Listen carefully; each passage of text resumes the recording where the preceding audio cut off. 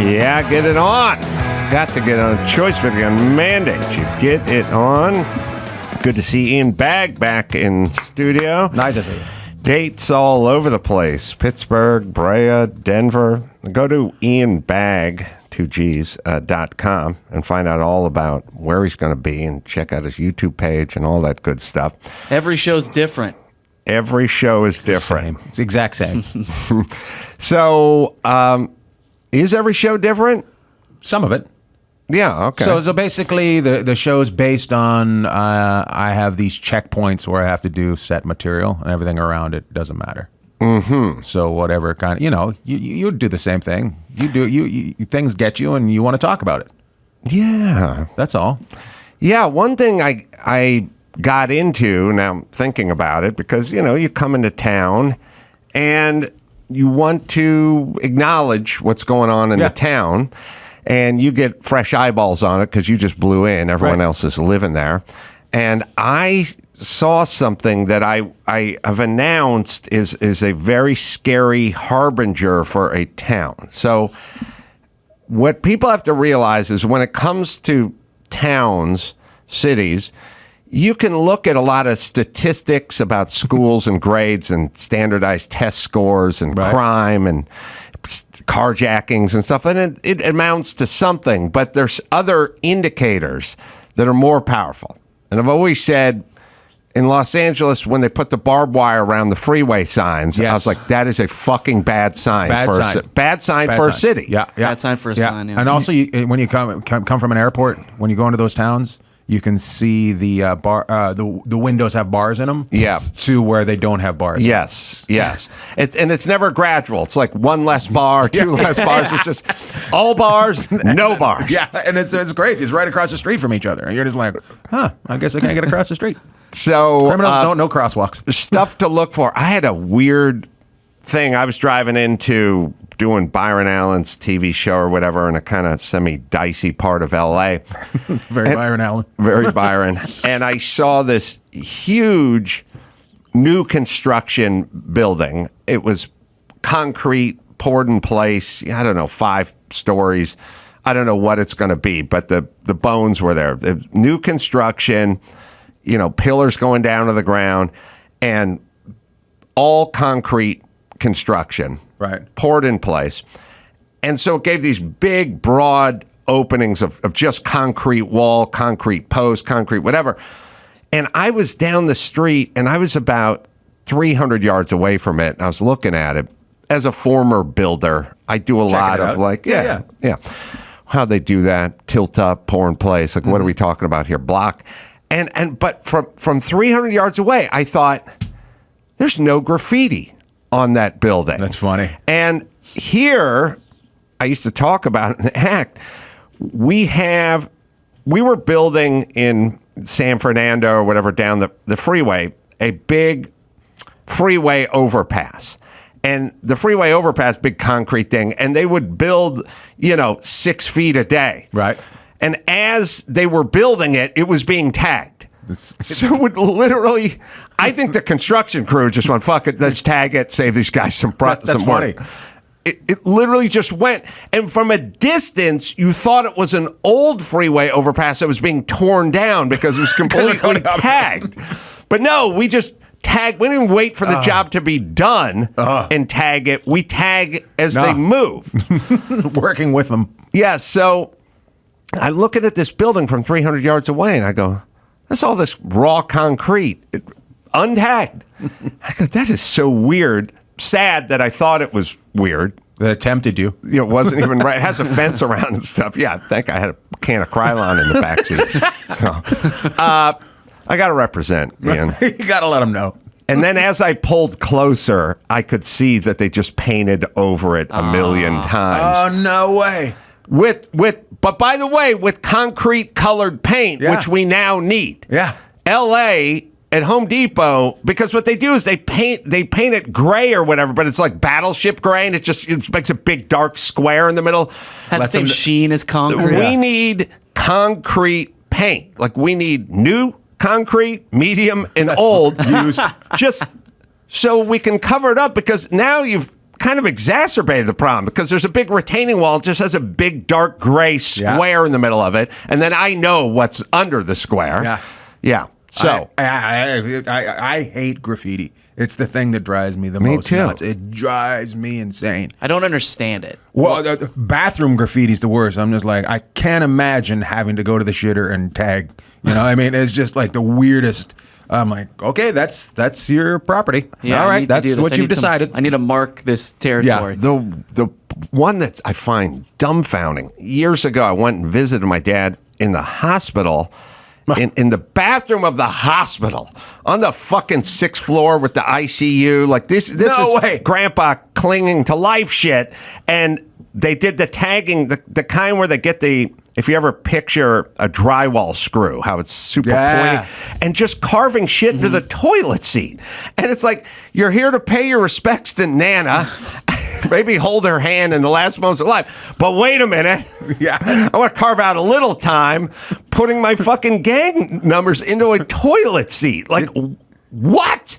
I've always wondered what position you're in when you tag the toilet seat like that. Are you on it? Are you on it? Are you lying it like you're throwing up?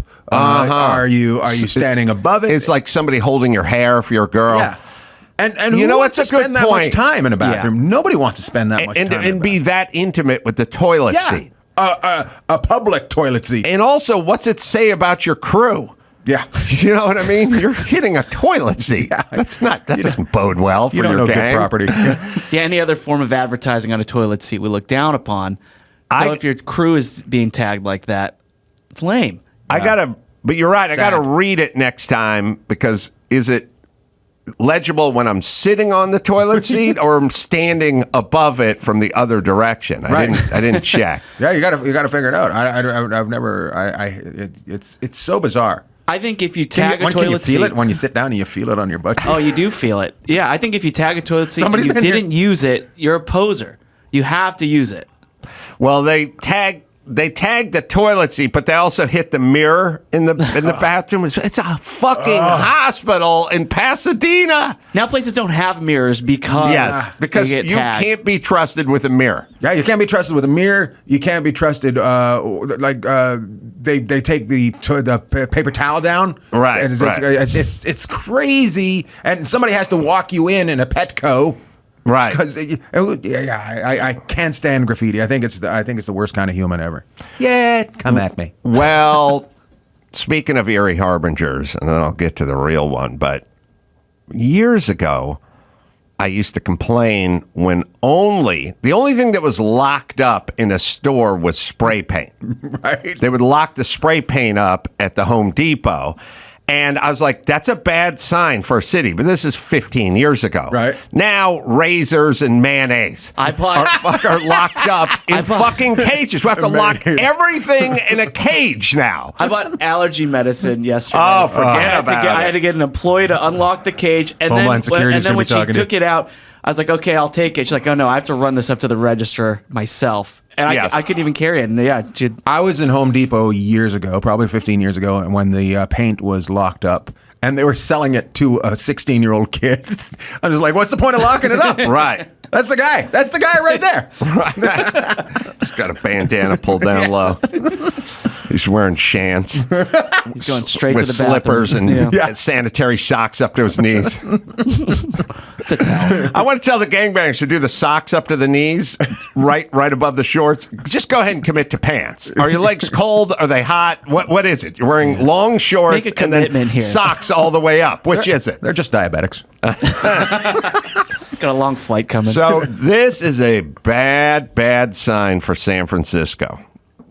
I go down to I'm staying at the basically hotel at the Fisherman's Wharf. It's tourist central. Mm-hmm. It's probably the safest part of San Francisco. Not safe. Yeah, safest part relative to everywhere else. That my initial hotel that I got dropped off at was dicey and weird, and I got out of there, and we can get into that later. But Ghirardelli, chocolates, and the Golden Gate Bridge is down the whatever, and the Battery and everything. This is right in the middle of tourist central. Get there about 3 in the afternoon on on a Friday. Saw it in Chicago 3 years ago and said, this is the end of Chicago. Dudes riding wheelies on dirt bikes up and down the street. And I'm like, so people can go, well, what does that mean? What it means is lawlessness. It means Have you not the seen cops, Mad Max? Yes, Yeah, the that's Mad cops Max. are not there. Yeah. That's what it means. It means, and this is a group of 15 dudes just all taking turns on 4-stroke bikes. No, 2-stroke bikes. Just fucking ride, not street legal bikes. Just riding wheelies up and down the street like they're in Nitro Circus or something.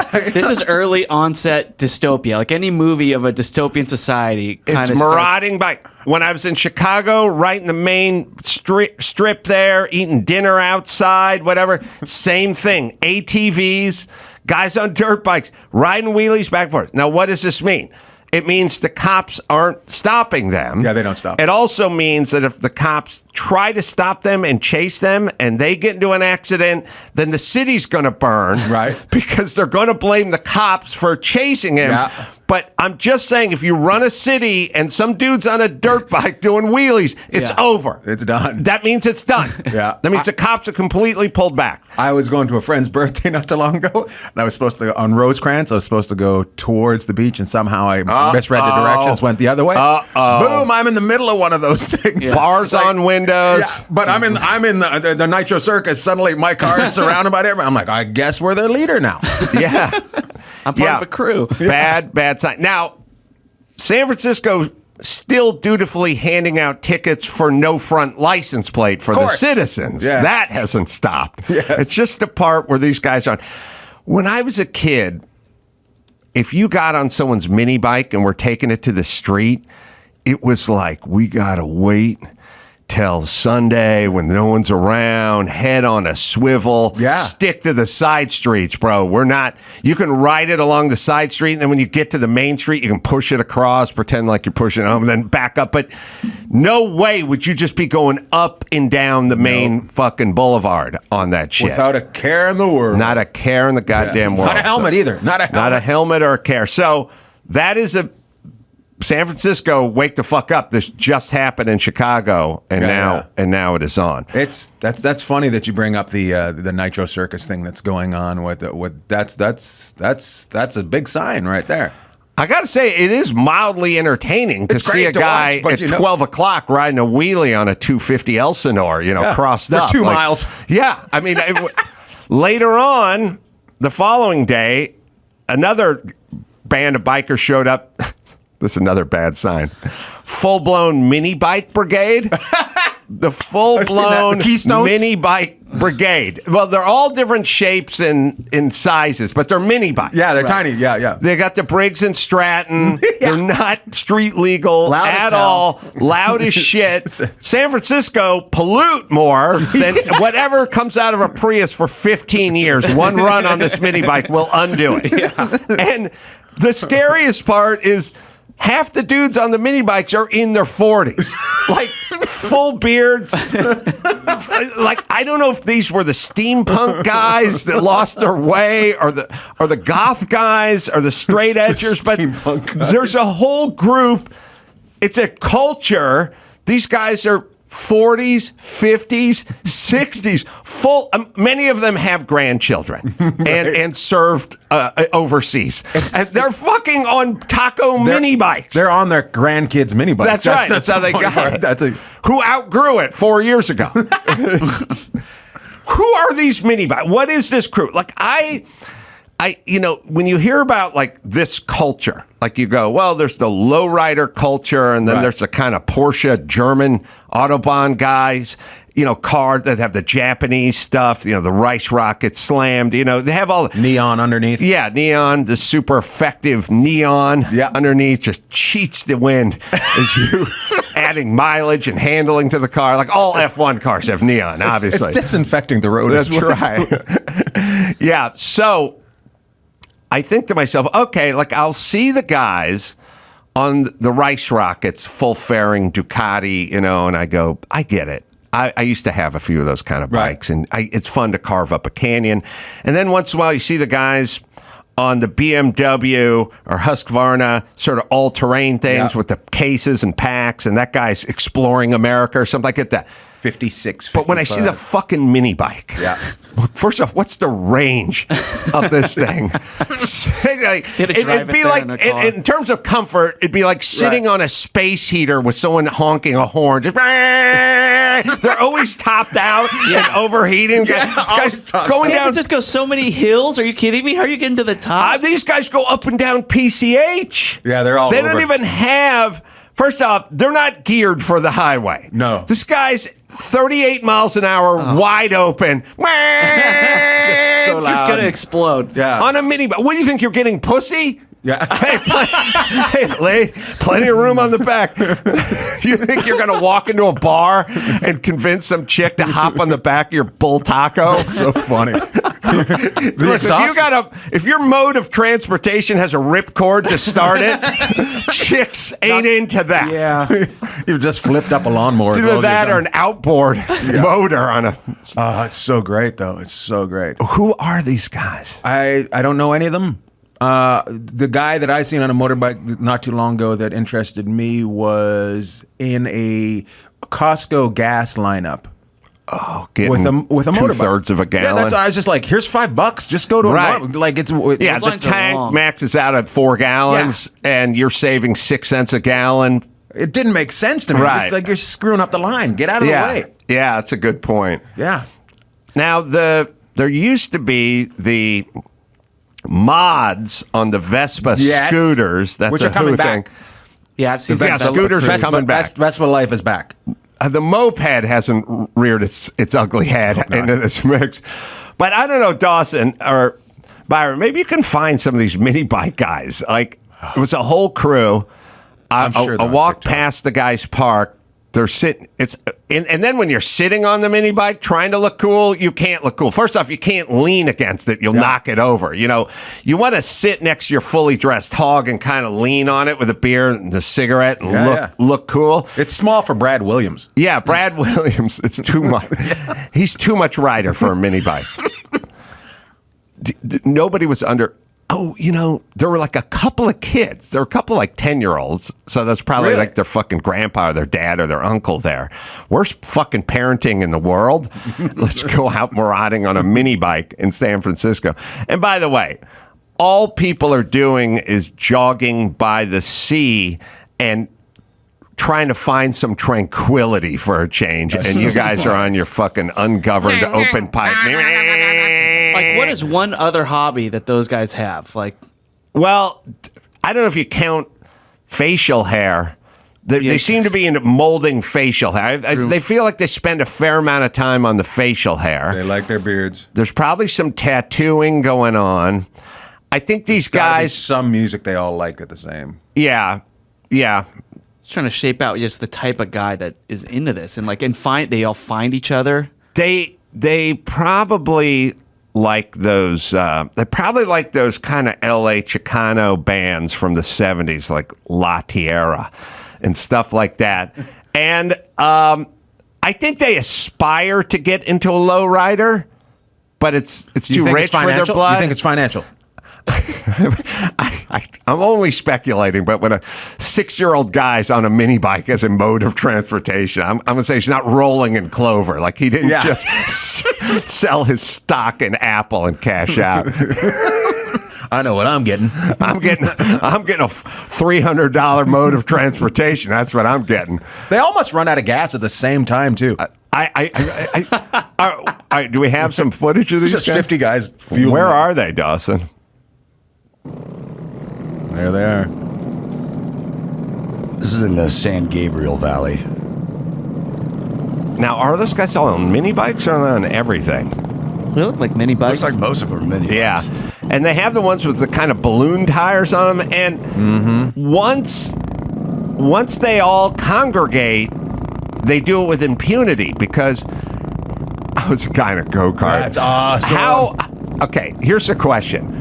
What the fuck are the cops going to do about 55 guys on mini bikes Too all many. going down PCH? Follow them for 8 miles, let them run out of gas. Or fall off with heat stroke. Yeah. Yeah, when you have numbers, you can do anything. Yeah. from the motor. Yeah. It's crazy. It's crazy. So anyway, the criminals have got the message. Did you notice the one guy had the? It looked like he had the neon stripe across, so he doesn't want to get run over. Yeah, they all think Safety he's lame. Yeah, safety. That's what he's believing. All right. So what this is, it's not a study from the Department of Justice. It's just all you need to know about a city losing control of its constituency. Yeah. It means people are just breaking the law with impunity and decibels. Like they're literally drunk. You can't miss these guys. You start hearing them about like, 3/4 of a mile away.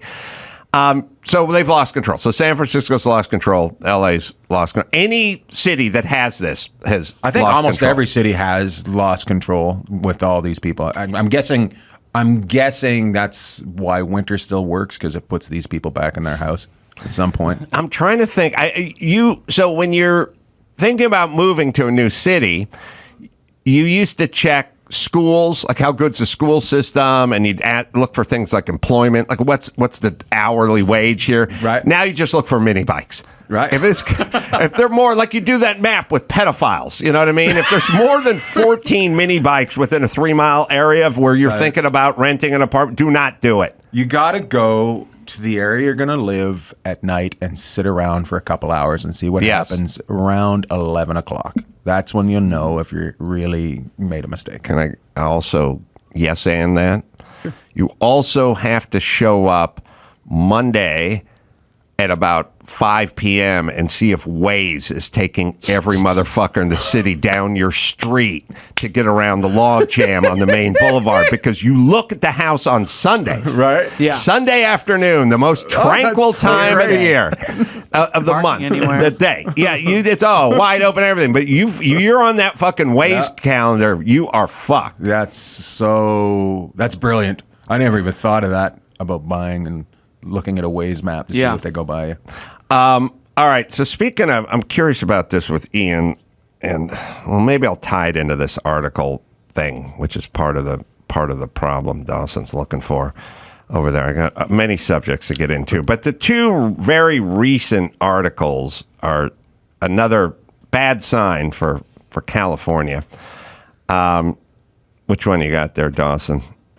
I got them both, but I think we're leaning towards that California students can no longer be suspended for willful defiance. That's right. They got to show up first to get suspended. That's true. Governor Gavin Newsom banned the punishments that disproportionately harm Black, Latino, disabled, and low-income students. Now, disabled sounds curious, but I think they're talking about a dusting of autism. Or maybe some Tourette's or something. They're not kids talking in about wheelchairs are okay. Confined to a wheelchair. Nah, those guys aren't. Let's go all the way. It's just yes, just wheelchair kids being suspended left and right, and they got to calm that down. Everything disproportionately affects all these groups. But has anyone ever asked, are they engaging in this behavior? Because if they're engaging in this behavior, like I'm sure stealing catalytic converters disproportionately affects poor people because you're in shit neighborhoods, and the people doing the stealing may disproportionately be Hispanic if you're in Los Angeles. But does that mean we need to what? Do you know what I mean? Like, let's figure out the group. And here's my thought experiment for you and the listeners, Ian. Okay. All these assholes with their shit policies about, lower the math scores, lower the testing, lower the threat, lower everything because it disproportionately affects Black and brown and disabled and blah, blah, blah, blah, blah, blah, indigenous people, whatever. First off, all it does is create more of those people because they're not learning how to live amongst others in society. Also, all the school shit you claim, you're calling principals and teachers racist. That's if someone is disproportionately punishing students of color, that's 27-year-old Mrs. Sontag over there who was down with the Black Lives Matter movement 10 seconds ago. I think that the LAUSD and all California schools would consider the teachers' unions, even those in the teachers' unions will say, yes, we are racist, and that's our problem. Really? Well, Do you think because they would admit to being racist? How come when I told them to think get the fuck back to work, they were like, How what many- about disproportionate black and brown kids being affected? No, it's the we are the problem is what I don't know. They're on the side of the crusaders on this. I don't think they would admit to being. I mean, they do subscribe to all white people are racist. That's what I'm saying. That they've gleaned, but it wouldn't be them. They're trying to stop it. Unless they're white. Even Then if they're white, they're racist. trying to stop it. That's why they're down with BLM. But you are accusing them of being racist with this legislation. Well, isn't it, if you go back, isn't it where it starts out? Why are these kids getting turfed out anyways, like suspended? Okay, maybe the curriculum doesn't work towards, change the curriculum. So not everybody's meant for college, right? true. So maybe we shouldn't be funneling people into a new industry called education. And so they can have a school loan that they pay off for most of their life, right? Absolutely. And maybe we should, you still get suspended because behavior is a problem no matter what color you are, what class of money you make. So maybe instead of you don't get suspended, maybe we shift the schools. These guys are this problem. So now we take a school and we make it so it's something, it's like, shop, blah, blah, blah, whatever they're going to learn and keep the other education, well, like simple math, simple English. Basics. Well, the basics have to be there, but it should be surrounded by things that are going to help people out, not slow them down. Everyone agrees with that, I think. No, they don't, because otherwise we wouldn't be doing that. Right? We wouldn't be going. Well, you have to give the teacher the power. That's what I'm saying. Suspend someone who's being disruptive. But I want everyone to go into shop class if they're not going to college. I've been screaming That about should be that. for everybody. years. But you can keep the article going. Well, there's really just one You're suspended. part of this that that really shows the downfall of journalism. Listen to this paragraph. At least 25 states and the District of Columbia allow schools to suspend students for willful defiance, according to Law Atlas Project's policy surveillance portal. This week, California became the first state in the U.S. to ban such suspensions for all students, expanding a pre-existing ban on the disciplinary practice for students in grade kindergarten through 8th grade. The new law, signed by the governor, Gavin Newsom, last Sunday, could represent a model for how other states approach reforming disciplinary actions, which disproportionately proportion. Okay. They don't in the article. They don't say the model. We need to be somewhere There's between no beating model. kids and this. Yeah. Well, listen, I will trust the teachers to decide when somebody has crossed some sort of threshold into disruption, so the other 29 kids in the class cannot learn. Right. Also, rest of the union, the whole California is a model. That shit ended in like 2001. We used to be a model. We used to export our culture and our ideas and whatever that was. Now we have the shittiest, batshit crazy nut job ideas on the planet. Nobody use us as a template for anything. Our ideas are the worst, most destructive, and your city shall fall too, and your state will fall if you try to use any of our ideas. We have now the worst ideas. Unless you like read mini this quick story, but first, this article is not saying what the teachers are going to do instead. What's No, the they model? they don't offer The that model part. is do nothing. Right. This is the Guardian, by the way. This is the Guardian. More than a decade ago, when he was a teacher and school counselor, Baseball team has a newspaper now. Amir Whitaker was called into a Los Angeles classroom to support a student in a disciplinary situation. A black girl had been, capital B, a black girl had been humming in one of his white college colleagues' classes. His fellow teacher, Whitaker said, had asked the student to stop humming to no avail. Eventually, the student was recommended for suspension for defiance, a broad, subjective category that, under the California Education All right, Code, hold the phone.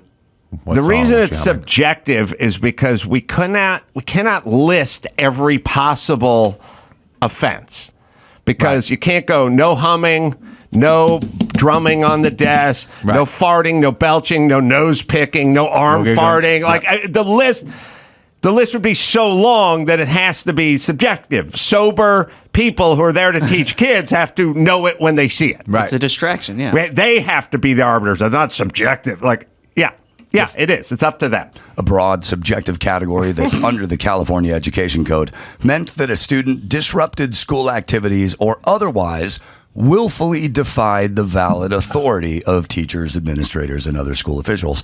Whitaker later learned the girl hummed to regulate her ADHD. Yeah, which I talked to Drew about, which doesn't really mean anything.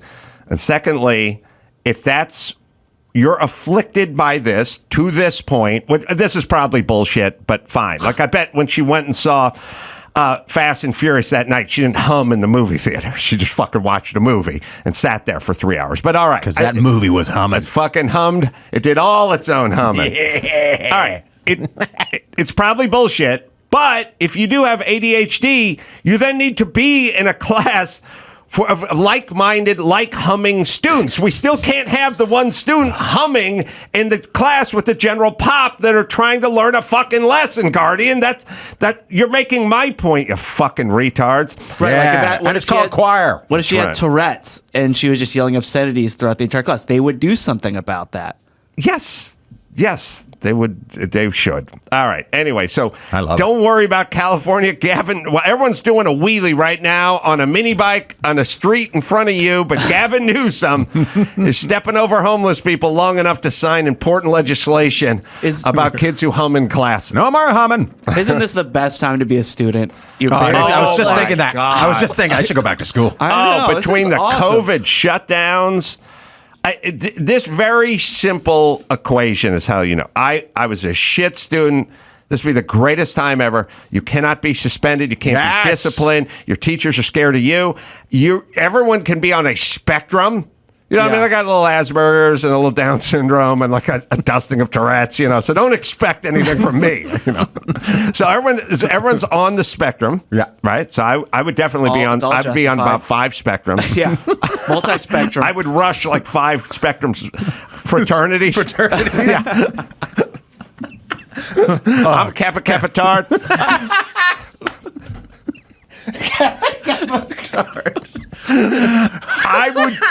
I would, you couldn't touch me because I would have 15 syndromes. Yeah.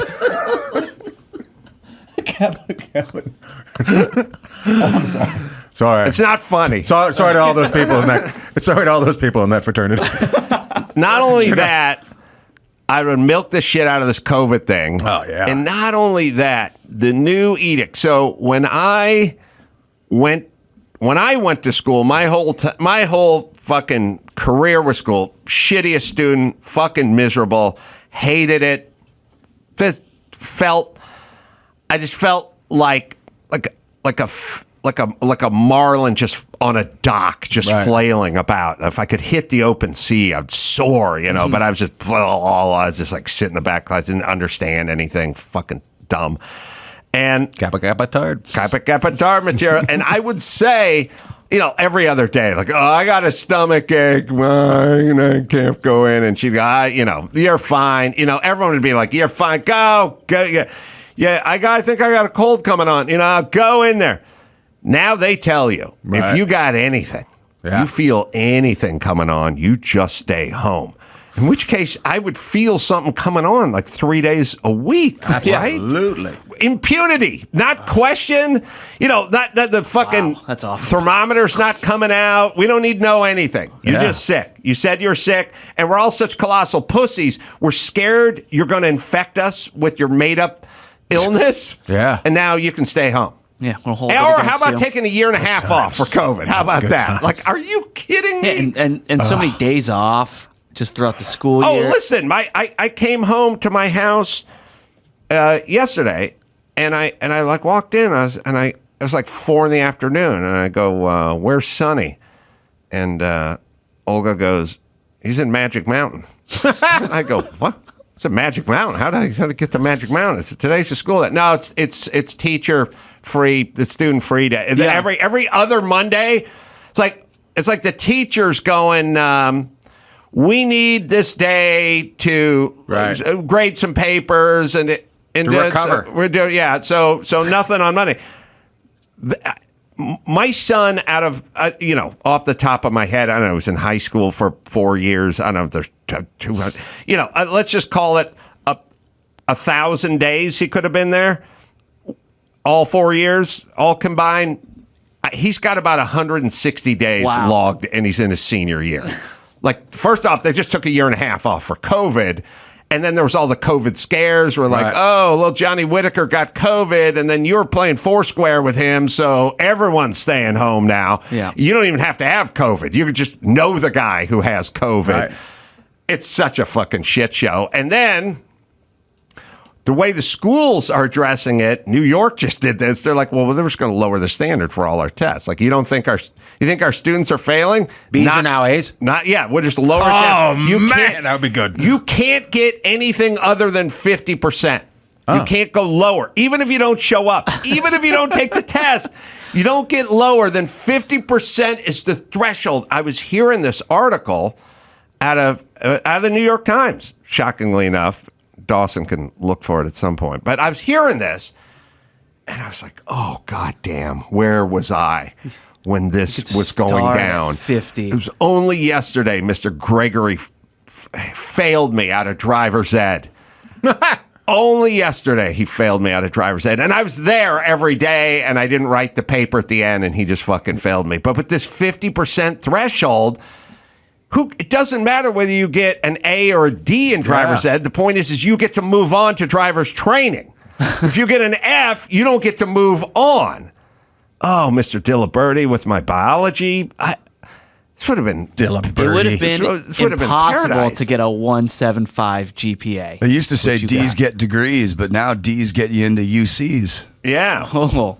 New York State lowers minimum scores for student proficiency in math and English after pandemic and admits the lower minimum standards are the, quote, new normal. So here's the plan. You fuck up the entire school system, and then standardized testing goes down, and you go, I got a remedy for this one. We're just going to do a new standardized test that's so low that nobody can slide under it. Thus, achievement. Yeah. Yeah, this is going to work. Pat ourselves on the back. This is going to work perfectly. Here.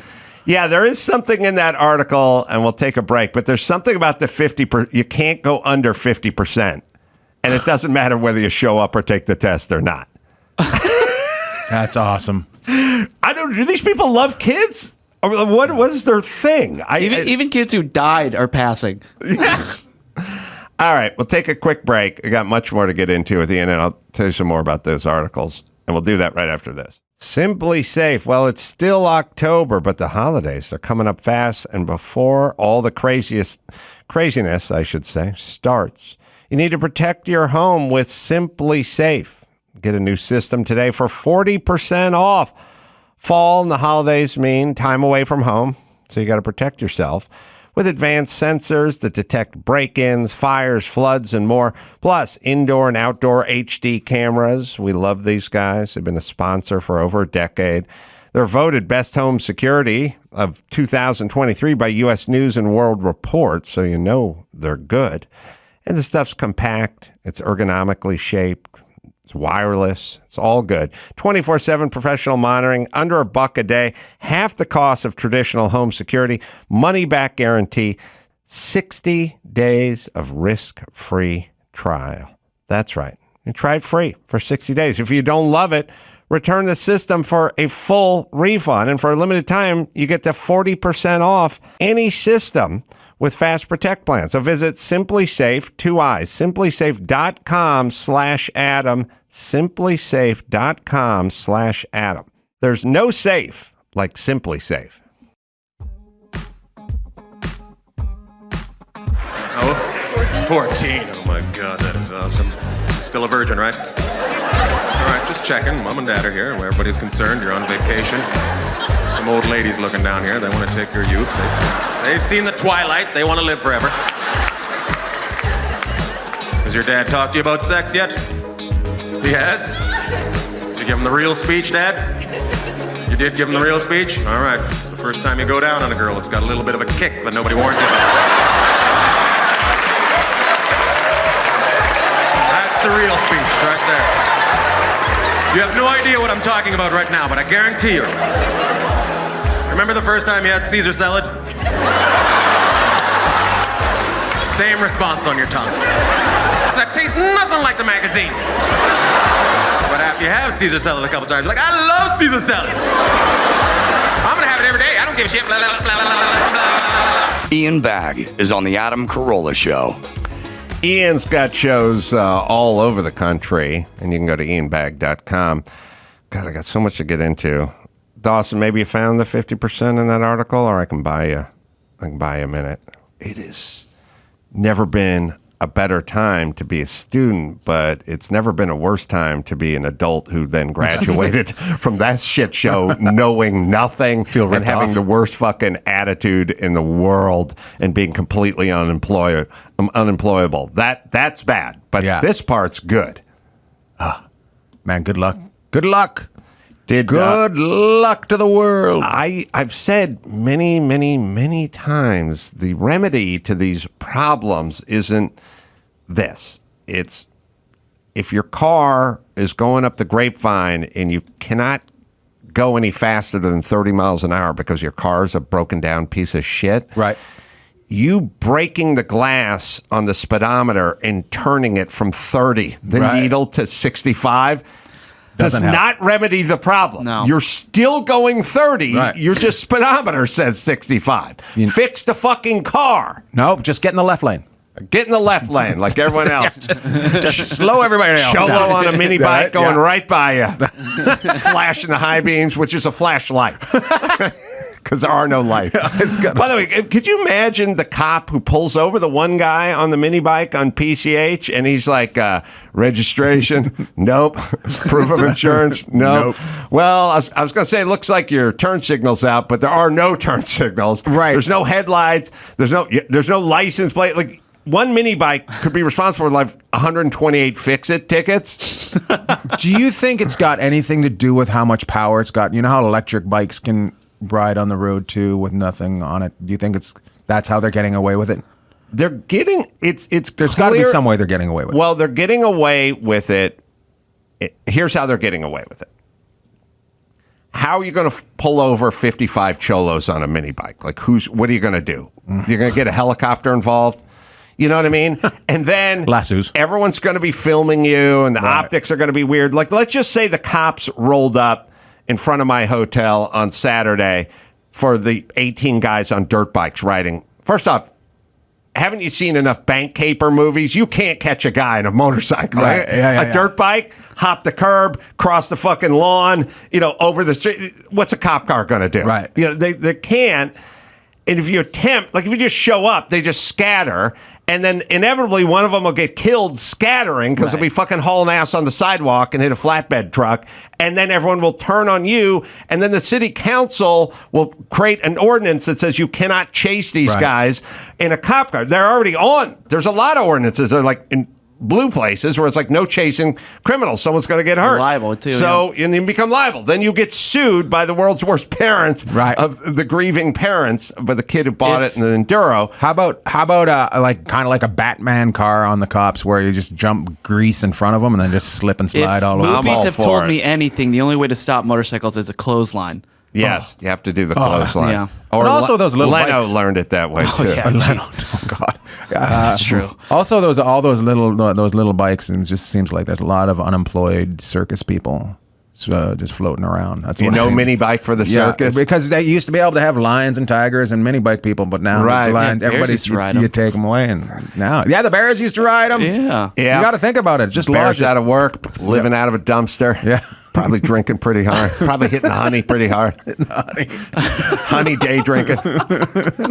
Just guzzling the honey slowly. Did you find that 50% part? I'm finding that less than 50% in 2019 overall figures, 45.4% of New York students were graded proficient in English, 46.7% were in math, so it's below 50% there. But I'm not asking for that That's part. the only thing I'm All finding. those kids have graduated now, and they don't know those numbers. Yeah, I've gone through 3 articles right now. I can't find 50% no. anywhere. In the article that you were reading, though, the New York Times article. The article I was reading, yeah. All right, well, you can look. I'll keep looking. No, so He passed. there's a few articles there, but the one you looked up online from the New York Times about adjusting the scores. I had that from the Daily Mail. I didn't have a New York Times. Let me find the New York Times. Oh, okay. Well, we'll find the New York Times. 50% of the papers. There is, now here's a question for you, Ian. Take it. I got dropped off in San Francisco at a shit hotel. Yeah. And I'm in a shit part of town. Yeah. And I just picked up and moved. Yeah. Now, I don't know why they would book that hotel, but Bars on the windows. I was on like the 7th floor, so they stopped at the 5th floor. But here's the question. There's nothing scarier than the hipster hotel. And when it comes to hotels, you want boring brands you've heard of. Yep. Courtyard by Marriott. Uh-huh. Whoa. Check. Those who get the fucking Check. hipster hotel, you are fucked. Yep. Because the hipster hotel, you walk in, you know you're in the hipster hotel. It's Right. nothing you've never Or they heard call of. it boutique. Yes. Yep. Tons of a lot of vinyl records. Like I'm gonna come down to the record player. fucking lobby and light up this fucking turntable. It's not even plugged in. Yep. You know, hipster dude behind the fucking, not in any way willing to help anything. Exposed annoyed that you're piping there. that double as where you hang go your into the clothes. room. You're always way down on square footage and way up on shit you don't need. Oh, they put a turntable and an 8-track player in the room as well. This is going to be an awesome party in my in my fucking 60 square feet. Bathrooms, no big vanities. Yes. No, they got the single sink. No fuck. You got to take your toiletry bag, pedestal sink, and put on top of the toilet lid. Yeah. Because because they're so fucking hip, but they suck. And who wants it? I don't get it. And they're so hip, they only take care of the check-in area. Like, that's Right. the only place that's actually cool. Everything else is just old. I just had that in Jordan. Good. Wait, in Jordan? Yeah, so I was in Jordan. I did the Middle East 3 weeks ago. I was in Bahrain, Oman, Dubai, and then they added on Jordan. Everything else, we stayed at a Radisson. And then I got that we're staying in a boutique hotel. Oh, boutique. When you hear boutique, fucking run. And I said, oh, okay. And when we checked in, I was just like, and we checked in at midnight. And I was like, I can't stay here. And the guy's like, well, I don't think I can stay here either. Like the producer. Right. And he's like, I didn't realize it because it was an add-on, blah, blah, blah. We moved to the Marriott the next day, but it was horrendous. And everywhere else had security, these big walls that came up if you tried to drive through. There was just wide open. Just It's walk boutique. in, put the bomb there. I Gotta go chain. I don't know Chain. who likes these fucking places. Chain. Does anyone like them? Like my bed in the hipster hotel had a 1 foot wide mahogany tray that went all the way around the bed, but that's just something for me to bang my fucking shin on when I'm getting into bed. That's not Fun like times. It's not like I'm going, I get to set shit at the foot of the bed. Yeah. I can put my earbuds where my feet are because there's a tray built into the fucking bed. Yeah. No Well, these square are the footage. bones of motels and prisons that just hire an interior decorator yes. to look cool on Instagram. we have a bed where you can hurt your shin after dribbling on the floor at 4 a.m. We want fucking square footage. Yeah. We want wall-to-wall carpet. Yeah. We want good AC. Yes. And we want a bathroom with some room to breathe. And we Yep. want it now. And we want it now. We shall overcome, which that kid was humming in school. In class. Huh? Just before Kappa talk. Yeah. All right. So, Dawson may be unable to find that. I'm now blocked out from the New York Times. Oh, They're fucking. They're on him. He's been blocked from the New York Times. Well, take my word for it. This is what happens, people. one way. 50% right there. You can only hit MAGA so many times in Yeah. a search bar before you get. We're putting an IP location from Glendale. Yeah. Oh, God. I love this. So, all right, Dawson, forget that. All right, take my word for it. You can't go under 50%, which is awesome. So they're screwed, but that's good. Which is an F. which is an F, but not to that. Used to be an F. Used to be an F. All right. The second article, which I was really surprised about on your ledger, somebody, I think they tweeted me this last week, and I was like, are you kidding me? You would never guess the answer to this article, but go ahead, Dawson. California's bullying problem, worst in the nation, study finds. Worst in the California, worst in the nation for bullying. Because we can't suspend the bullies. Well, that's part of it, yeah. Also the weather. And also, is it if you don't use someone's pronouns in California, that's considered bullying. Maybe that's it. But the idea that the Sunshine State, the hippy dippy, free to be you and me, Gavin Newsom always says free to love. You're just come here and like free to love. Number one in bullying. Number one. Researchers at Wallet Hub examined 47 Number states one. and the District of Columbia on 20 key metrics ranging from bullying incidence rates to truancy costs for schools to share of high school students bullied online. About 20% of students age 12 to 18 experience bullying, whether in person, online, or both. The states with the worst bullying problems, according to the study, are California, Alaska, Nevada, New Jersey, Louisiana. Those with the least rated bullying problems these are, they're all just small. They're all the Delawares or the sort of Rhode Islands and shit. Hey, we get them out of it. I feel like it's the same as the problem with Instagram. Somebody says something shitty to you, and you respond to them, and now you're the bully. Yeah, although I don't know how to work Instagram. But yeah, I had a guy, and I was trying to. Usually, I just go with something harsh, and I just said I called him a useless potato. Yeah, That's benign. I was blocked taken off of Instagram for 2 days, and now I'm shadow banned on Instagram. I'm just like, well, the guy says my family can die in a car accident, and I'm going to burn down your house, and I say you're a useless potato, and you can't do any of those, and I'm the bully. You called him an empty carb, and that's it. Yeah. I called him an empty carb, and they. What the fuck? Yeah, it doesn't make sense. Wow. It does not make sense. What's the algorithm for that? Did he report you or something? Yeah, he had to report me. Somebody called me potato. But I don't know if he reported me or somebody else reported me. But the fact was, useless potato took me down. Wow. Yeah. This is sad times we're living in. I finally got to talk about it. it's been on my mind for a while, and I'm finally free. It was building up. Thank you, Dawson, for bringing up that bully thing. Here's how this ranking worked. The overall ranking for California first. California was third in the percentage of high school students bullied on school property, 29th in the percentage of high school students bullied online. Well, because we can't use computers. First in the percentage of high school students involved in physical fights at school. All right, so what about old men walking by a high school? I was bullied. Not being able to suspend kids is going to cure this fucking problem for sure. Related to that is we were ranked 18th in the number of high school students who missed school for fear of being bullied. Oh, yeah. They were bullied by COVID or bullied by gangbangers. First in the cost of truancy for schools due to bullying. Ninth in state anti-bullying laws and policies. And second in state anti-cyberbullying laws. Maybe we should revamp that school system here in California. We should suspend maybe a little gangbangers. something.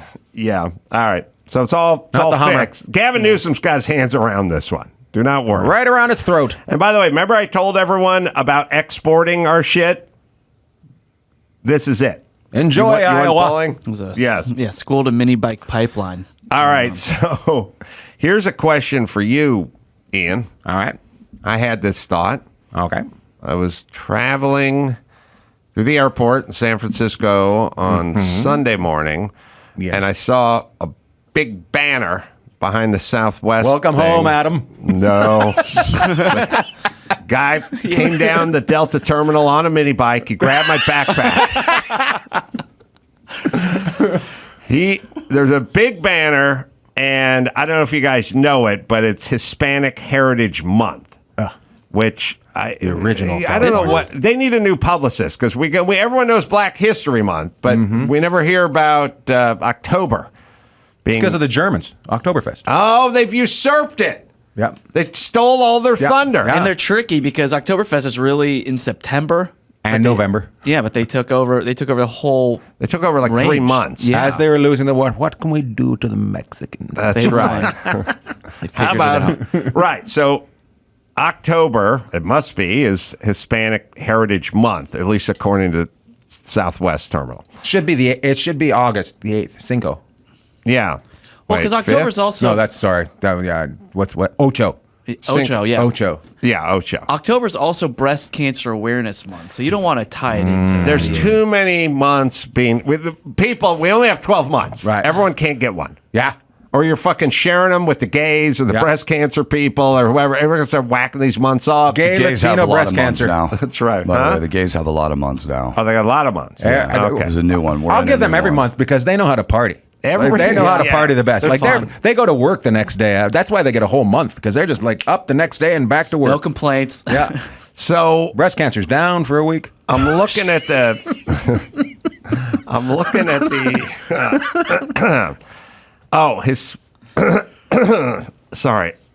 Hispanic Heritage Month is September 15th to October 15th. So they didn't even get their dedicated month. Oh, it's just a 30-day They got range. 30 days. That's how many things are going on. They can't give you look. You got to cover over somebody. So. Yeah, well, what they're doing Overlap. is they're going, listen, Yeah. the gays and the chicks with titty cancer already have that, but what we can do is carve out the first half.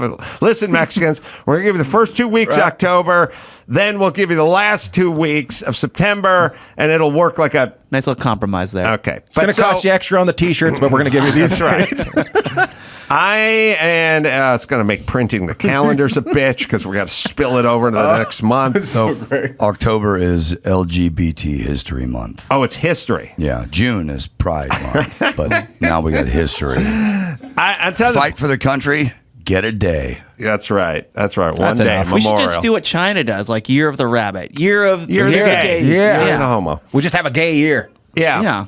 So now I'm looking at the banner, and the banner, it's a sheet.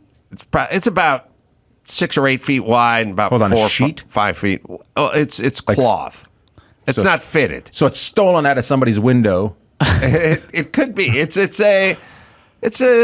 a cloth banner. Okay. And it's adorned with the letters, with the color of the flag, and it's Mexican or Hispanic Heritage Month.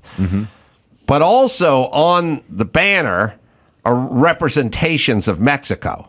They got a piñata. They have the maracas, the thing with the beans in it, that make the sound. Yeah. You know, Yeah. They playing Steely Dan songs. Yeah. They have an acoustic guitar. There's one of those weird things. I don't know if you guys ever see like a clay kind of statue with all multicolored, and it looks like a tree, but the leaves are all different colors. But anyway, they have just a pile of like junk on this thing. There's a tiny mouse that looks fast. yeah, Speedy Gonzalez, the chupacabra, an enchilito. You know what I mean? And like I'm saying, if that's the United States, we have the Blue Angels fucking taken to the sky, right? If that's Germany, it's a Porsche or spaceship. Like the United States would have a spaceship. Right. They would have the space shuttle going to the heavens and stuff. You guys have food and cheap party instruments. That's awesome. That's not a good sign. That's a good town. Culturally, we're like, well, we got to put shit on the sign. What has Mexico done? They run fentanyl? Like, no, Tim, we Don't can't do the use fentanyl. it. Don't do the We're not fentanyl. doing the fentanyl thing. Human trafficking? No. Good stuff. What airline was this? What food do they do? It was Southwest. So did they They change? literally maracas. Did they change their That's what they saying for the got. month? Did they change their saying instead of want to get away is want to get in? $49. That's right. Maracas, a piñata. Pinata. A piñata. Hey. I'm just saying, the pickings are slim with the Mexican heritage flag. You got to hang out there. There's more things have gone on. I have no idea what else went on down there. I but think they're big into bandito marionettes. some great race Yeah. car drivers out of there, Sombrero, soccer maybe? players. You think you'd put those on there? You can't show. Maybe a soccer ball. I don't think you can show like individuals. It's too non-inclusive. It's not great. Six-pack of Six Tecate. people. I just thought that's sad. Yeah. But then I thought to myself, It's going to be a good month. Yeah. oh, half month. I was up against it because I walked out of there. Oh no, wait. That was Yeah, it's already past ended it. 3 days ago. Yeah. Yeah. You missed it. It's a question, Ian. What would be on your flag? What would be on my flag? And then I ask everybody, what's on your flag? Because if it's an enchilada and a machaca, you're fucked. You know what I mean? Like something, put in New York Times bestseller, or say for me, about a race car. Oh, not our country's something. flag. What Okay. you're personally on your personal flag. The United States would have an eagle and a rocket and the Blue Angels or something like that. We'd have to have some inclusivity thing. The gays would want a little corner of gay flag or something on there. But your personal flag, and if your personal flag was the team you follow's logo, that's bad. That's bad. It can't be that. Fuck your kids. Everyone shits out a couple of kids. I want to know about you. What have you done? So for me, I would probably have my dogs, which not everybody has, but you said you can't have your kids. You Can't have kids. So can you have your dogs? If you taught your dog to type or something, but if it's just a dog. So I want my chimpanzees. Yeah, they can type. something. You would have a microphone because you're an That's what I was going to say. stand-up. Mic stand, hockey stick. I would have to say with my dogs, a plane because I'm always traveling. Yeah, but it's kind of your accomplishment, not like, I took a solid BM earlier today. Mine's like crossing some stuff out. Yeah. That my house, I guess I'd have put my house. You're a on homeowner. There. Yeah. All right, homeowner. Oh, that's so cool. The way you said it came out. There you go. Sound a little different. Ended with a nerve. There you go. Good for you, son. You on the spectrum still? All right, you're a homeowner. That should be on your flag. I got Tourette's, so like fake swear words, the number sign and all that. So no, I don't have Tourette's. I wish. Stand-up Tourette's. Yeah. I mean, stand-up house. All the. Yeah. Well, I'm just saying everybody should ask themselves the question, what would they put on their Heritage Month for them? So what would yours be? I'd have to think about it, but I'd go like, I won a car race, or I got It'd be a radio antenna. radio or something, or TV, or New York Times bestsellers, books, or something. Like I'd have some podcasty stuff. Okay, we're doing that. I got to put. I lost in the finals on the last comic standing, so I got to show disappointment. Yeah, last. Oh, No, so close. Wait, you came in number 2 I got disqualified at the finals. He called someone a useless potato. I know. Did you? No, I did this thing where I would always put like filthy jokes in to get other stuff by, like when you have to write out the sets. Yeah. And of course, their eyes would always go to the filthy stuff, and I'd get the other stuff in. Mm-hmm. Well, that joke that we heard earlier about going down on a girl for the first time, I actually put that in there, and somebody said, "Okay, I could do it." And then I did it, and they're like, "We didn't, Whoa. we didn't say you could do this." And I remember Norm, he just did a joke about going down on a girl on NBC. It's a horrible impression of Norm, but That was the finals. That was the finals. How many people were left at that point? I think there was 5 of us. No, I was going to say, if you podiumed, you could have a bronze and then last comic standing, on the flag. I think the disqualification would be the best. Just Yeah. slap of the wrist or something. Yeah, hand slap, last comic standing. Handcuffs. Yeah, too cool for the room. Yeah. Last comic standing. Yeah, too much truth. Love it. All right, I'm just telling everyone, figure out what's on your heritage flag. Take it home. Take it home and think about it. If there's not that much up there, like if you're like, I make really good egg salad, that don't do put it. it there, yeah. Or go out and figure out something to put, or go out and earn something for your flag. It'd be what I'm such saying. a good time to be adopted because you could just have a sperm and a question mark. Yes. That would be great. But they're going to misread that. Yeah. They're going to think that's premature-y. Oh. You know what I mean? Or retrograde ejaculation. You guys know what a retrograde ejaculation is? No. I think so. Nobody? No. I think I've heard you and Drew. Me and Drew, yeah. Is it a certain time of the year when the moon is at a certain level? No, it's not in, like, we're Pisces in retrograde. No, not astrology. When you jizz at the end of I have November. the definition here if you'd like me to read Yeah. it.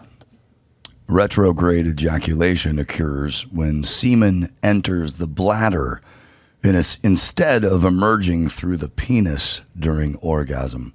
Although you still reach sexual climax, you might ejaculate very little or no semen. It's basically a smokeless cigarette. Really? So if you Sometimes called a dry orgasm. if you can master this technique, then the fucking world is your oyster. Yeah. You know what I mean? Every dust. airplane bathroom, you know, Yeah. you can go squeeze one out anywhere if you can master this technique.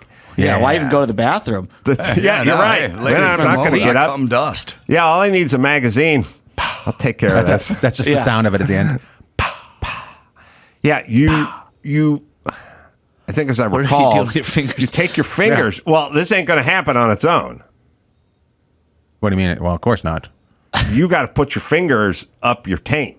Oh, You got to. That's how it happens? Oh, This ain't a hands-free job. Oh, I thought it was a hands-free job. Just happened. No. Okay, we've listen, changed. I'm going off of memory. The airplane bathroom's a little different now from before. We're getting back into it. Now you're like shoving fingers up your butt. The Well, airplane people are like, hello. I'm still on the fence. Let's- I know Dawson can see if there's a technique because I used Yeah, to do it on it's Love fun Line. technique. You take your fingers, you put them behind your ball sack, and you push up. That's how it was described to me when I was when I was doing Love When I Line. was in grade school. When I was in grade school. There are listeners trying this right now. Yeah. Yeah, that was the technique. All right, Dawson, I'll let you. I'm only seeing medicine right. Here we go. What do you got? Retrograde orgasm month. Yes. Share it with the gays and the Hispanics. No, Is that- don't that let the sounds gays like have it's it. bad for you, though. Squeezing Is it going- the urethra at the base or applying pressure to the perineum during orgasm. Oh, your perineum. Perineum. Yeah, I'm on the wrong side of the sack. Yeah, you're doing it and of completely this whole wrong. Israeli But this situation as well. actually says this I'm on is a how lot of you wrong can sides. deliberately induce it, not treat it. Is that what you're looking for? Yeah, Okay. not treat it. Yeah, you got to man. put the pressure on right at the And base. you have to make sure that you have a big Right. poop in there. That's what we're looking at. Massive boner and a massive shit at the same time. We're looking at a diagram of a guy who's got it's a cutaway of a guy, so you can see all the parts, and he's got a pretty big log chambered with the boner. With the Yeah. boner. It's just weirdly Very timed. realistic. Wow. I hope he's straight. Oh, God. I hope he's straight for his partner's sake. For his partner's He is sake. blessed. All right, we'll take so that's the retrograde. I was thinking God. about it the other day for some reason. All right, break, come back. We got news, we got questions. I got more ideas, and we'll do that right after this. Let me tell you about Angie Homeowners. You know, it's a lot of work to own a home, whether it's everyday maintenance, repairs, or dream projects. It can be hard to even know where to start. All you need is Angie, your home for everything home. Find a skilled local pro who will deliver quality and experience. Over 20 years of home service experience. Bring them your project online or with the Angie app. Answer a few questions and Angie handles the rest. Look, you're busy. You don't have time to do all this stuff. Let Angie handle it. Take care of just about any home project in just a few taps. Download the free Angie mobile app today or visit online. Visit Angie.com. That's ANGI.com. ANGI.com. That's Angie. Let them do all the heavy lifting. All right, what do we got there, Max Panam? All right, biggest story right now. A blast at a Gaza hospital killed hundreds of Palestinians just before Joe Biden visited Israel as the conflict between the Israel military and the Hamas militant group raged. Yeah. All right, so here's what everyone needs to do now with the news. You have to think because you're not going to get the news from the people who never stop talking about misinformation. Because this was widely reported, and Yeah. now the Middle East is on fire and everything else. So first things first, when you hear the news and they go, Israel fired a rocket in a Palestinian hospital. Yeah. Your first thought has to be, Israel doesn't do that shit. Israel drops off leaflets telling people to clear out. They want to bomb places. It's against type. Israel doesn't engage in that. Hamas does that shit, but Israel doesn't fire rockets into hospitals. So that should be your first thought. What is this? Second is, Who told us this happened? A spokesperson for Hamas. Okay, now I have two pieces of information. One is this group that never does this shit is being accused of doing it. And B, this wasn't told to us by the information minister from Israel or some other third party. Right. We're getting this from Palestinian Hamas guys. Hamas headquarters press who secretary. routinely lie about all of this shit all of the time. Mm-hmm. So CNN, slow your fucking roll a beat. I know it's exciting. Like, I know they get a little sexual tingle Everyone's trying about to be first. Yeah. No, but they hate Israel, so they're going to do this. So that's their move. It was a lie. Nothing fucking hit the hospital. Well, it was a Palestinian rocket. And by the way, Hamas rocket. Hamas rocket. Shot out of Palestine. But it's a Hamas rocket, which are made from water pipes. Like, they're homemade. So it would make sense that the guidance system on them wasn't state of the art. Like, if Israel wanted to hit a hospital, they would hit it. Right. But they don't want to hit a hospital. But their shit doesn't malfunction and fall out of the sky. Like, a high percentage of the Hamas rockets are just garage rockets that are built out of 5-inch pipe that's supposed to be bringing water to the people, but they're making their own fucking rockets. Yeah, it's like when fireworks go wrong. Yes, Like, one of those malfunction. They have film of it. They have conversations between Hamas guys going, oh, fuck, we screwed the pooch. We hit the hospital instead of the whatever. They have the conversations. They have footage of it. They have the drone footage of it. They have Hamas sources being recorded saying it. It wasn't Israel, but CNN hates that narrative. Right. They hate that narrative. Now, why CNN needs a narrative, I don't know. They could get back to the news, but they can't stop themselves. So they all fucking dive on it, as well as the Squad and AOC and all those bitches. And the next thing you know, the Middle East is on fire because you guys said something that never happened because you listened to Hamas, who routinely lies about this, one of their own rockets. And by the way, the hospital's not down. How did 500 people die in a hospital that's not damaged? The rocket hit a parking lot next to the hospital. So CNN, do a little vetting, would you please? CNN was talking about this as late as last night. I mean, late. And the news came in. Right. But is it a coincidence? No. Is it a coincidence that they got everything wrong about COVID? Is it a coincidence that they thought ivermectin was horse paste? Is it a coincidence, or is this what they do? Get back to fucking doing the news. Without fear nor favor. Many people died because of this misreporting. But people, when you hear news, like when you hear like one of your friends who's meek and sober and friendly, like Bert got shit-faced and tore the restaurant apart and fucked a waitress on the counter. Like, you'd go, Right. That's not Bert. Right. Something happened, but that didn't happen. Like, the first thought is when you hear Israel bombed a hospital or shot a rocket into a hospital, stop and think who they are and then who Hamas is, and then figure and where you heard the news. And then slow your fucking roll, everybody. And then also put this exact same situation in Russia and Ukraine, in that conflict. If a hospital blew up in Russia, would our news outlets immediately be saying that, or was it the other way around? Well, they wouldn't take Putin's word for it. Exactly. Whatever the news was, they wouldn't take their word for it. They would vet it. Unless they wanted this to happen and wanted to share this, and thus no vetting. So then it spreads across the world. Every embassy's on fire, and the following day, it didn't happen. So be careful out there. But people, you're not going to get it. You're not going to get it from the news anymore. You got to figure it out. And you'll be correct way more than they're correct if you just figure out some basic principles. People at war are much easier to control. Yep.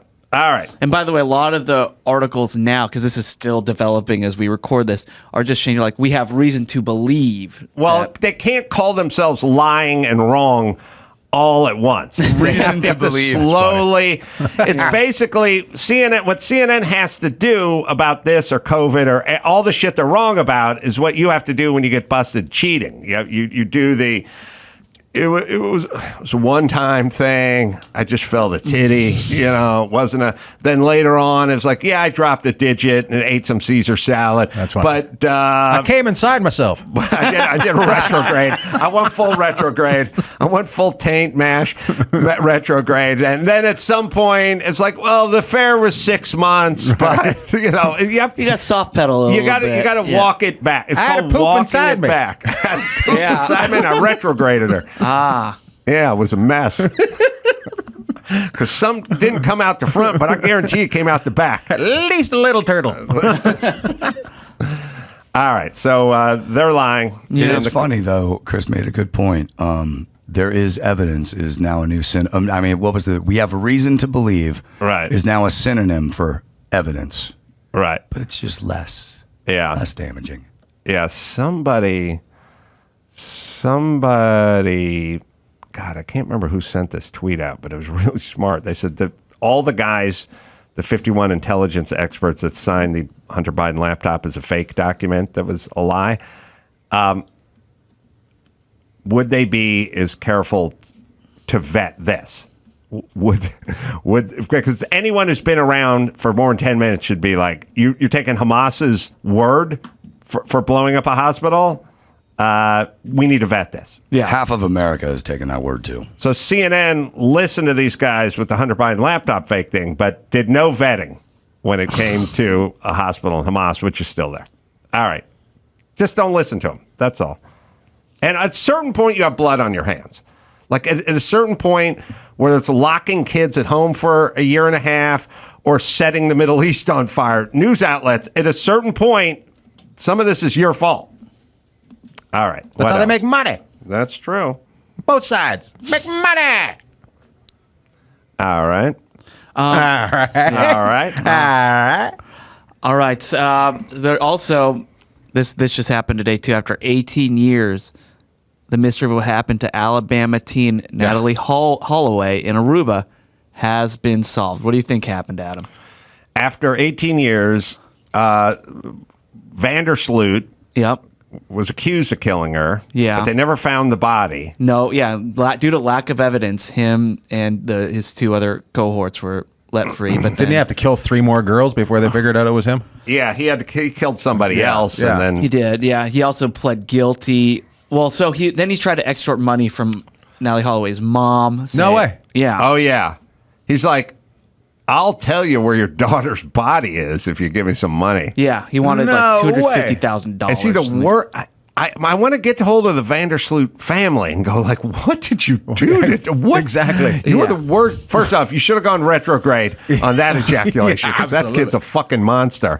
And he should definitely be suspended. His parents right. were outraged when he was getting accused. Like this is our son. How dare you guys do? Like they were defending him dare when you? this is going on. I guess he raped her, drugged her, Yeah, killed so- her, and threw her out in the ocean. Yeah, that's exactly what happened. So We're Dutch. he We only like pancakes. That's right. So he just pled guilty for the extortion, and then he confessed to his mom. So the mom said he gave a proffer in which he finally confessed to killing Natalie. What happened was Natalie refused his sexual advances, admitted to killing her because So he killed of her. it. Yeah. What a loser. Did they find her or where? No. And the judge says we probably will never find her. They've Well, you can't sit in the ocean for 18 yeah, years. She's in the sea. I didn't know if he had buried her or something. Oh, he like that. admitted to the last time he saw her was when we dumped her in the sea. Oh wow, and they weren't okay. Yeah. Yeah. Wow. But And there's 2 other guys involved too. yeah, but during the hearing, prosecutors announced that Sloot confessed to the parents. He also showed a little bit of remorse, the first sign of remorse in 18 Oops. years, claiming he was born again. This is his quote. Yeah, the funnest people in the world. Yeah. Here's his quote. I would like to take this chance to apologize to the Holloway family, to apologize to my own family, to say I hope the statement I provided brings some kind of closure to everyone involved. I opened my heart to Jesus Christ, and I am no longer the person I was back then. Jesus Christ. Oh, man. Worst prison roommate ever because he's the worst person ever and he's found Jesus Christ. So Now he's always knocking on your door. at least the worst person ever, like when you get him as the cellmate, at Right. least he's going to tell you some good stories. Yeah. You know what I mean? Yeah. He's got some good Guess what I travel did. stories. Right. But now he's found Jesus Christ. So he's going to tell you what Jesus did instead of what he did. So what he did.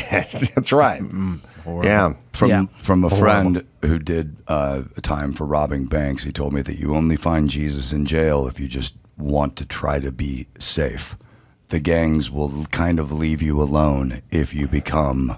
Yeah, it's good for the parole meeting. You know, he'll come up for parole in 25 years, and then he can talk about finding Jesus 26 years ago. I lost him. But they lost Jesus. That's why when he gets out, as soon as he gets out of jail, Yeah. I lost him. I couldn't believe it. I was with him the whole time, and I got out, and he just left me I got to check my other jeans, or maybe under the car seat. He's out there somewhere. He used to be on my dash in my car, making sure that I didn't hit anything. Now he's gone. I miss those dashboard Jesuses. Was it a hula? Was it a hula Jesus? Was it? It started off as a legitimate dashboard Jesus. Right.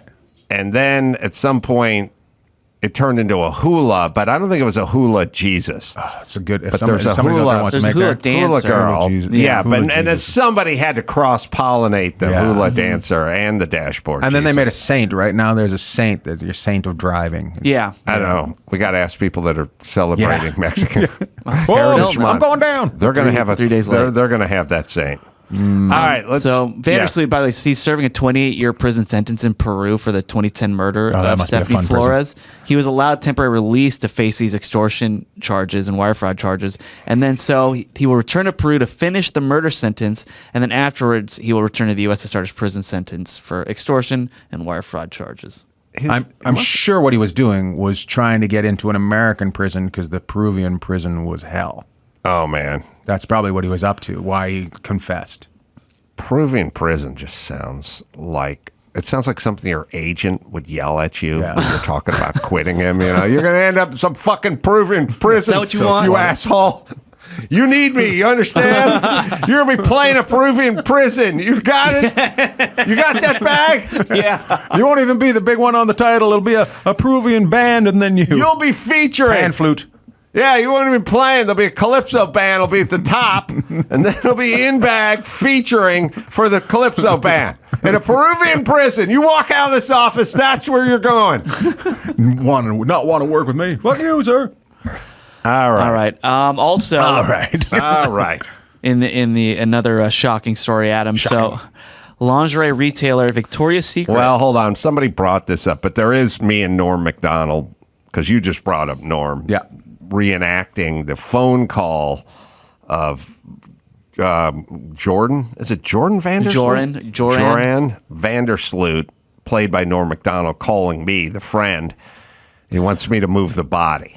Yeah, you have a boat. I have a boat, and he wants me to move the body. Because he called somebody. All right, anyway, we can play a minute of it. Hello? Dowry, is this you? Hey, Vandersloot, what's happening? Hey, listen, buddy, I'm in some trouble, man. What's up? I'm calling you from a payphone. I realize it's year 2006. What, do you need to borrow some money or something? What happened to that cell phone? Yeah, anyway, what do you need? You need to borrow 20 spot? Now, this is the thing, man. What'd you do, vomit on your shirt or something? You need a new shirt? No, I met a hot lady. All right. Yeah, down at the casino. Uh-huh. And I brought her to a remote section of the beach. You know how I work. Right. Right. I know your M.O. Yeah. What, do you need, a condom or a roofie or something? No, I already have those. I've already used those. Oh, okay. The thing is, I mean, this girl wanted it bad. Yeah, cool. You know What do you what need, I'm a talking about? towel or something? Nah, that's not it. You remember that boat you had? What do you need, some water-soluble lube? No. Yeah, it's I know. over with. It was a hot. Oh, okay. Yeah, awesome. Yeah, I got a boat. What of it? I was wondering if I could borrow it for a while. Why? What do you want me to do with the boat? Well, she may be she may be dead or in a coma. Right. And I was thinking we throw her in the chuck. Oh, so we toss her in the boat? And what, like drive her to a hospital? No. What about the ocean? So let me get this straight. You met a chick at Carlos and Pepe's. Yeah, she was hot. I did a jello shot off her You did belly. a jello shot. You dropped a digit on her on the beach, and now Yeah. you want me to drag her into the ocean and throw her in because she's passed out? Yeah, but I don't All want to right. go. I don't want to go That's with cool. you. Is it cool if I don't go with you? Oh, so hold on a second. Because a minute ago I was watching The Honeymooners and enjoying a Zima. Now you want me to get up, pop on the Hirachis, head down to the beach. Yeah. Are you going to help me load her onto the boat? No, I got to get home. Okay, so let me just digest this for a second. She may or may not be dead. She will be, though. Okay, but as of now, she may still have a pulse. Yeah, I can't tell. Okay, so you want me to swing by, but you won't be there, and then I should grab her and drag her across the sand, and then toss her onto my boat, and then drag her a couple kilometers off the shore, and then dump her in the ocean, and then go back home. And you're going to be where? And what you do with her before that's up to you. Oh my God, That was Norm. Brilliant. God, it's so amazing. That's why there's no God. Yeah, Norm's gone. Yeah. Oh, and Natalie. Yeah. Norm. Norm. All right, we got our next guest is going to be queuing up here in a second. You want to hear about Victoria's Secret? Yeah, real quick. All right. So Panties down. So Victoria's Secret plans to withdraw its attempt at being more inclusive with its marketing, reverting to its original reputation of sexiness in the wake of decreased sales. So they were known for hiring beautiful models, but they tried to diversify over the past few years, hiring plus size and transgender representatives. But the rebrand attempt has not translated to increased sales. They're down by almost 20%. So the Victoria's Secret CEO said, despite everyone's best endeavors, it's not been enough to carry the day. Part of the attempted rebrand included hiring Megan Rapinoe, an athlete, an activist who It never works for these fucking idiots, and I'm so glad it never works. How about just doing this? Maybe bring the price point down a little bit. Yeah, Make maybe more the affordable chick's too. a little Maybe- hotter and yeah, a little maybe- less fat. yeah, and, yeah. we'll Who be cares fine. about them? The models don't need to change, but the maybe you don't make $1 billion. You only make $500 million, and you bring the price down. Bring a your little bit. goals down. Bring your expectations I down. hate So everybody. The Valentina Sampaio became the outlet's first transgender model, which after that hiring, the former chief Orange is the marketing new black. officer resigned. So they are abandoning this diversity campaign. And they brought back several of its former models in August, including Giselle Bundchen, Naomi Campbell, Yep. Adriana Go to the Lima. bench. Get the All-Star team out there. Yeah. Yeah, and they're also they Turns announced out the minor league team doesn't get any hits. I know. No. So, and they're also bringing back its annual fashion show, which was canceled in 2019 after criticism that it didn't have enough diversity. So the pendulum is swinging back the other way. Fucking idiots. I love it when they get bit by their own fucking snake. All right. Let's see. Ian, what did I do with Ian's sheet? Oh, here Ian, it is. get out. Here it is. Ian, shows coming up. Pittsburgh, Brea, Denver. IanBagg.com is where you go for that. Always a good time, Ian. Thanks for having me, guys. Always a pleasure to see you. Likewise. And Jean-Jacques Taylor? Am I saying that? Jean-Jacques. Jean-Jacques Taylor is an expert on sports and wrote a book on Deion Sanders, and we'll talk to him right after this. Well, good news. It's O Rewards Member Appreciation Month at O'Reilly Auto Parts. Get the most out of your membership. Shop, earn points, and get rewards sent right to your phone or email. If you're not an O Rewards member yet, sign up. It's quick and it's easy. You can do it online or in the store if you like. Just ask one of their professional parts people about joining O Rewards next time you visit, and you can start earning points on your first purchase. Sign up for both email and text and get even more out of your membership. And right now, members receive 2 times, 3 times, up to 8 times O Rewards points on select purchases. Those bonus points can help you get to your next reward even faster. You receive a $5 reward for every 150 O Rewards points, and you can use your reward on your next in-store or online purchase. So don't miss O Rewards Member Appreciation Month now at your local O'Reilly Auto Parts store and O'ReillyAuto.com. Jean-Jacques Taylor, he's an author, he's a veteran sports journalist. He's written a book on Deion Sanders. It's called Coach Prime, Deion Sanders and the Making of Men. And he's with us now. Good to see you. Should I call you Jacques? Jacques is fine. I'm a man of a certain age who used to play some football and loved Deion Sanders as well. And I guess we should talk about him first. as a player, but when did you come on to Deion? Like, when did you come on the idea of writing this book? It really happened. It's about a year ago, and really what happened was I've had a close relationship with Deion over the years, back from when he played with the Cowboys, and we even got to be closer after he played for the Cowboys. I'd see him around town, stuff like that. So I was doing some work with ESPN and Anscape, then the Undefeated, covering Jackson State for them, and Sports Illustrated called me to do a cover story on Jackson State and Deion Sanders and Deion and Travis Hunter. And so I did that, and literally 2 days after I wrote that piece, the editors from HarperCollins called and said, "Hey, we've been looking for somebody to write a Deion book for 2 years. We just read your piece. We loved it. Would you like to do it?" And at that point, I'm like, well, hell yeah. And it just was a matter of, I said, let me check with Deion, check his temperature on this thing. And so he literally took a couple minutes to say, hey, whatever you need, I got you access. I trust you. So, yeah, come on down and write the book. And what don't we know about Deion Sanders for those of us who just see him on TV and have followed his career? I think the main thing is that all the pomp and circumstance that follows prime time does not follow Deion. One of the funny things I always talk about when I talk about him is, at this point I was covering the Cowboys, and it was probably 98, somewhere in that ballpark. And so I had called him to work on some story. And we're talking. He says, hold up, dog. And I hear, bah! And he gets back on the phone and said, I'm good. I said, dog. And I started laughing. He said, what you laughing at? I said, man, you ain't no different than me. You're sitting on the phone, your kid's acting a fool, so you got to take a break and cuss them out just like I got to do.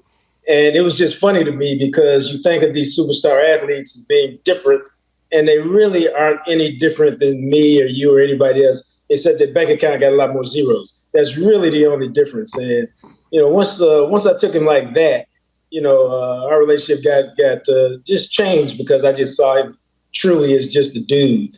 The other thing is, if you think about how his baseball teammates talk about him as opposed to his football teammates, Deion Sanders is much more the baseball guy.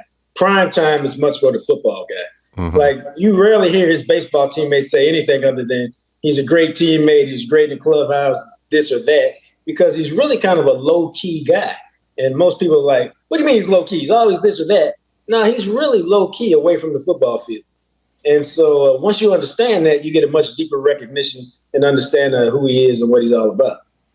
What do you think? What if he dedicated himself to do baseball full time and never played football? How do you think that would have shaked out for him? He'd have been probably a borderline Hall of Fame. He'd have been in the Hall of Fame conversation.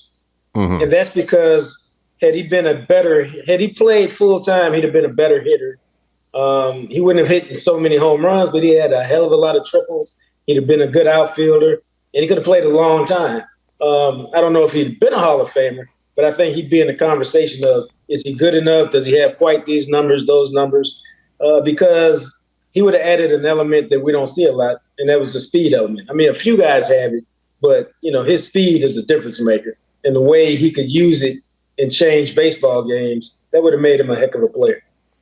I was obviously him going to Colorado just took it just captured the imagination of everybody inside and outside sports. It was like when Taylor Swift hooked up with what's his name, Kelsey.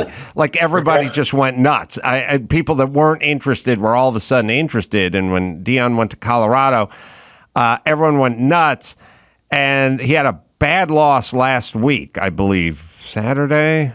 Was it loss. Stanford?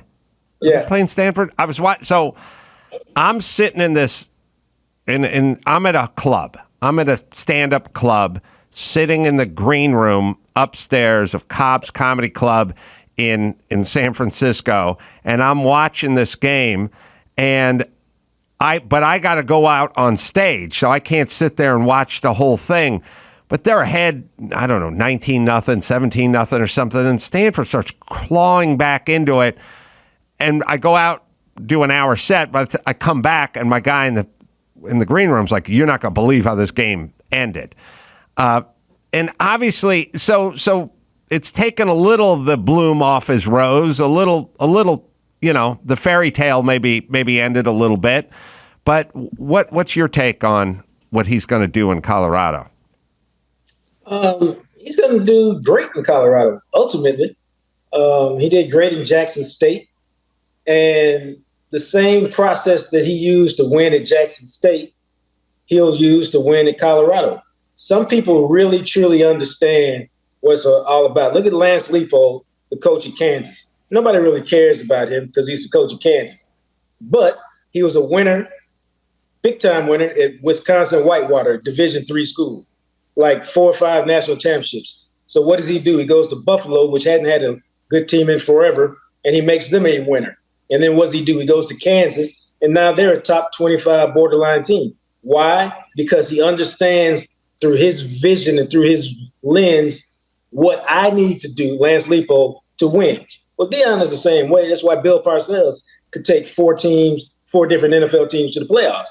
He understood what type of players to play my style of football do I need to win. Deion understands all of that. And the name of the game in college football is about 2 things. Number 1, can you recruit a quarterback who can play? Number 2, can you recruit players who want to play with that quarterback? He can do both of those. And so it's only a matter of time until he gets enough guys in there to compete that he'll win. Yeah, because he's going to have great recruitment classes now. Yeah. Better than they've ever had in the past because everyone wants to play for Coach Prime. But I don't know, do they want to play for him once they're playing for him? Like, is he tough? Oh, he's, that's kind of what I was getting at. He's as old school a football coach as you'll ever find. Like him and Nick Saban are old school buddies. Now, the thing about Deion is he understands how to appeal to today's kid, which is why does he have, I guess it's almost 3 million followers on Instagram. Where do kids hang out these days? They hang out on Instagram. So if you want to find kids, you go where they are. Most college coaches don't want to do that to the degree that he does. He has rappers on the sideline, in part because he's friends with a lot of them. He has them in the locker room. He has a DJ in the locker room before the game. Most coaches would have heart palpitations if that happened. But he's what? Meeting the kids where they are. I'm going to give you these kind of benefits.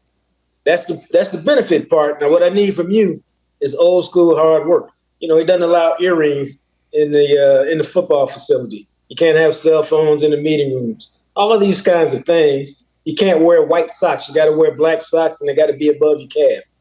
All these things are kind of old school. His approach to the game is old school. Look at how his team plays. There's really, outside of Shadur's watch celebration after he scores, between the tackles, between the end zones, there's not a lot of dash and flash. It's a lot of substance there. Not a lot of showboating. He's old school.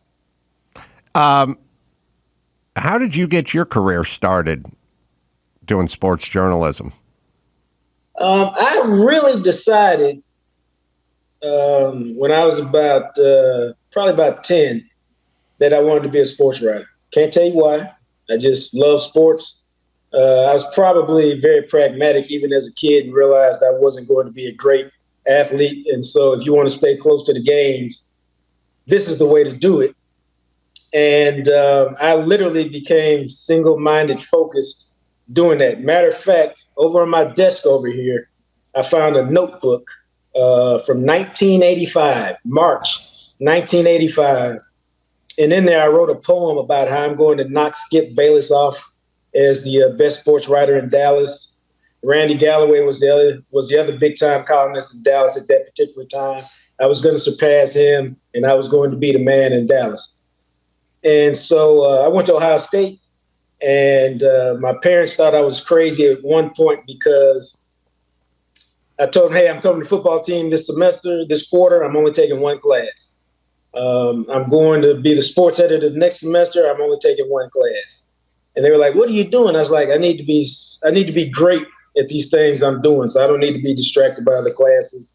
And then what happened for me is I had internships at the Cincinnati Enquirer, the New York Times, And then the Dallas Morning News created a fall internship for me, which nobody did back in the 80s.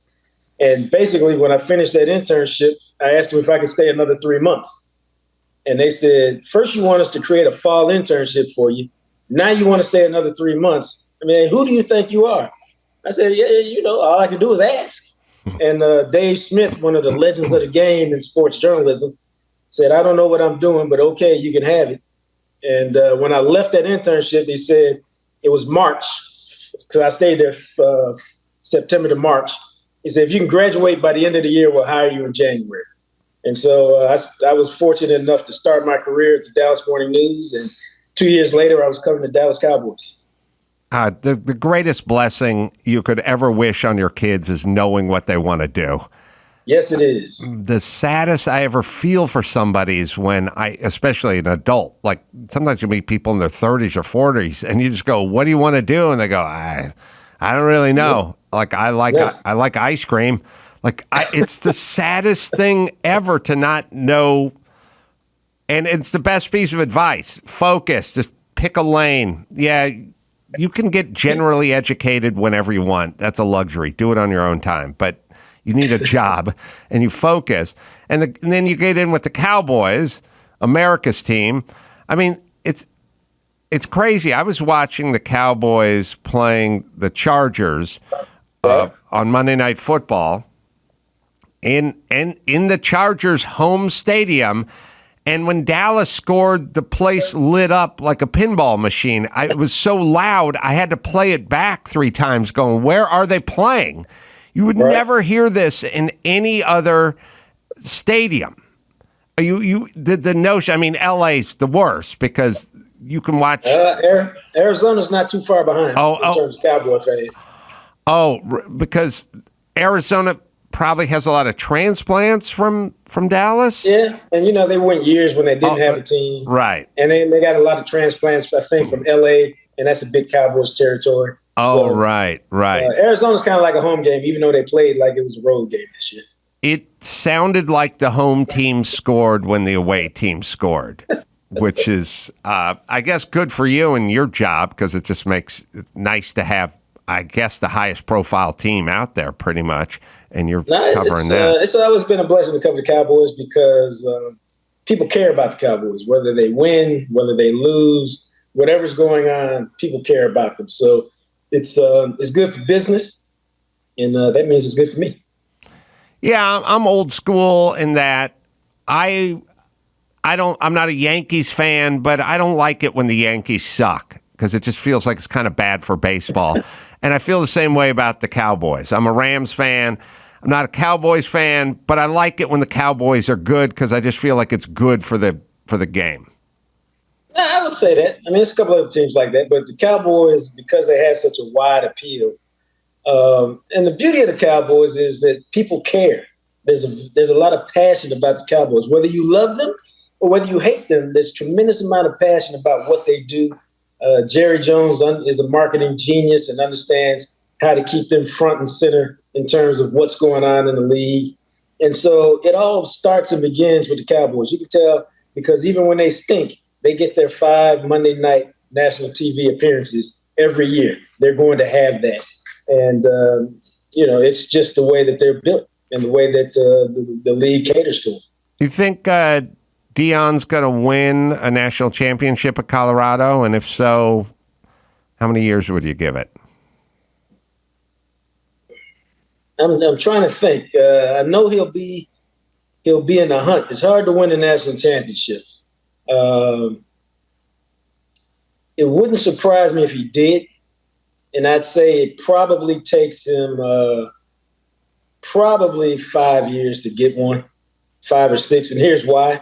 He's not going to get one next year, or I'd be shocked if he did. And so Shedeur is going to graduate. That's his son. He's a terrific quarterback. Now, that means you got to bring in another quarterback.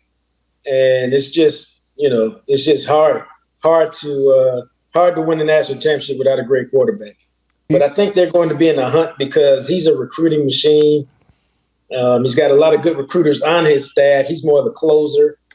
And it's a fun place to play. It's a popping place right now. And outside of Georgia, Alabama, and Ohio State, where else do you want to go?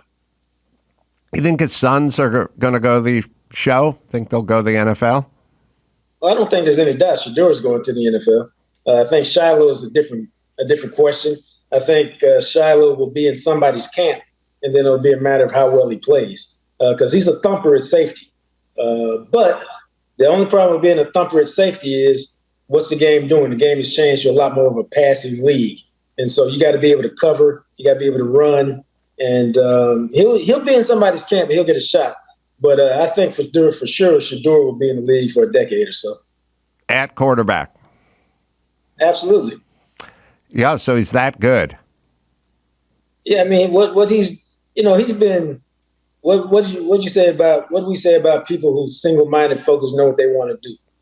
He's been a quarterback since he was 7 years old, and he has a tremendous understanding about the game.